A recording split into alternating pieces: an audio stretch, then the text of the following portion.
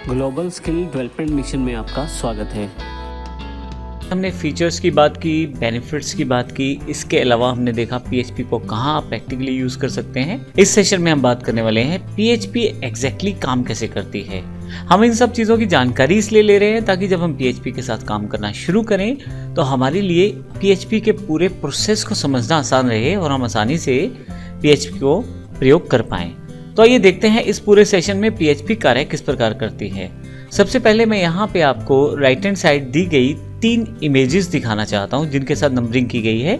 सबसे पहले 1 नंबर, आप पीएचपी की किसी वेबसाइट को एक्सेस करने के लिए URL टाइप करते हैं। जैसे यहाँ में मैंने www.youtube.com टाइप किया है। जैसे ही क्लाइंट इसे टाइप करता है, मैं अपने आप को एक क्लाइंट मानता हूँ, तो ये जो URL है इसको एक्सेस करने के लिए सीधा सर्वर जो कि 2 नंबर पे है आपके पास, उसको रिक्वेस्ट भेजी जाती है। अब जो 2 नंबर है वो पीएचपी का सर्वर है मान लीजिए, और वहाँ पे YouTube वेबसाइट को होस्ट किया जाता है। अब देखिए मैंने यहाँ पे 2 नंबर डिफाइन किया हुआ है जिसमें छोटे छोटे पिक्चर्स हैं जो वीडियोस को रिप्रेजेंट करते हैं। ये डेटा जो है MySQL में भी हो सकता है जिसमें फाइल्स को रेफरेंस किया गया है। अब सर्वर को अगर MySQL से भी डेटा लेना है तो वो ले सकता है, और जैसे ही उसे डेटा मिलता है वह PHP स्क्रिप्ट्स को एग्जीक्यूट करने के पश्चात जो HTML कोड अवेलेबल रहेगा उसे क्लाइंट के पेज पे भेज देगा, जो कि तीसरे स्टेप से दिखाया गया है। अब यदि यहाँ देखें तो आउटपुट आपके पास यहाँ पे अवेलेबल है, और यहाँ पे छोटे छोटे वीडियोस को रिप्रेजेंट किया गया है आपकी क्लाइंट के पेज पे। तो इस तरह से हम एक प्रोसेस के साथ PHP के साथ बनी हुई वेबसाइट्स को एक्सेस करते हैं। बेसिकली वो अपने सर्वर पे रहती हैं।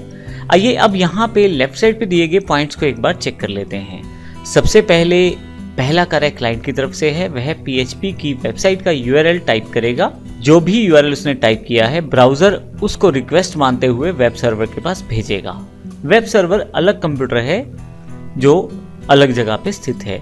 हालांकि जो हम एग्जाम्पल करने वाले हैं आने वाले सेशंस में, उसमें हम अपने ही कंप्यूटर में सर्वर बनाएंगे सॉफ्टवेयर के साथ।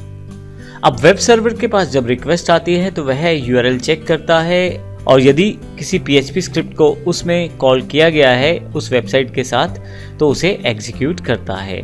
अब डिपेंड करता है कि यह रिक्वेस्ट किसी डेटा से कनेक्टेड है या नहीं। मान लीजिए आप किसी वेबसाइट पे लैपटॉप खरीदने जाते हैं तो आप रेट कंपेयर कर सकते हैं। आप वहाँ पे रेट के क्राइटेरिया को सेट कर सकते हैं, जैसे आप मिनिमम और मैक्सिमम अमाउंट सेट कर सकते हैं। ऐसी इन्फॉर्मेशन को एक्सेस करने के लिए मुख्यतः MySQL डेटाबेस को प्रयोग किया जाता है बैकएंड में। तो अगर हमारे सर्वर को MySQL से कोई इन्फॉर्मेशन लेना है तो वह उससे लेगा।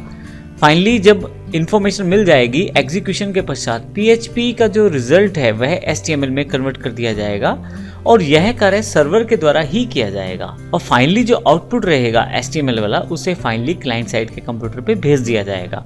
तो इस तरह से PHP हमारे पास कार्य करती है, और आने वाले सेशन में हम ये भी देखेंगे लोकली हम किस प्रकार से सेटअप कर सकते हैं, जिसमें एग्जाम सॉफ्टवेयर का प्रयोग करने वाले हैं, एक ब्राउज़र का प्रयोग करने वाले हैं, और देखेंगे किस प्रकार से हम आसानी से PHP को अपने लोकल कंप्यूटर पे रन कर पाएंगे।